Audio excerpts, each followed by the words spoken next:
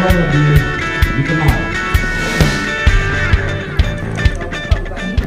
PT Pertamina Geothermal Energi atau PGE Hulu Lais Selasa siang menggelar sertifikasi pelatihan dasar barista atau pelayan bar dan pengelasan serta penyerahan bantuan untuk usaha mikro kecil menengah UMKM kopi asal Lebong Tebolai.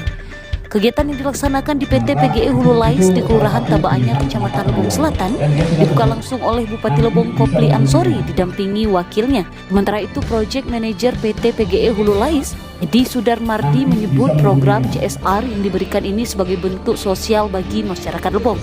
Terlebih pihaknya juga melihat beberapa potensi UMKM yang ada di daerah. Ini juga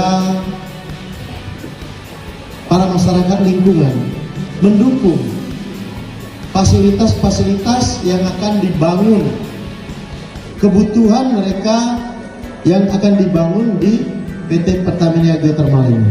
Terpantau pada kesempatan ini pihak PGE langsung menyerahkan bantuan kepada UMKM Tebolai sebesar 100 juta rupiah berupa mesin sangrai kopi dan alat pelatihan pengelasan sebesar 75 juta rupiah yang bersumber dari CSR perusahaan.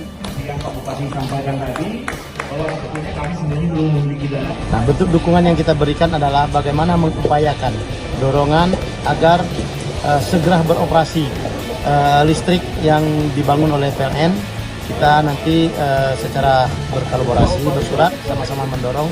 Saya berharap juga pihak PGE juga ikut mendorong ke Menteri BUMN dan Menteri Koordinator Investasi yang ada di lokasi. Tim Liputan Lebong TV mengabarkan. Kalau geothermal ini adalah energi yang renewable energy, jadi energi terbarukan yang kita harapkan bisa seumur hidup kita, dia tidak habis, sehingga kita bisa memanfaatkan ini lama. Dia merupakan satu energi yang kita produksikan dengan closed system.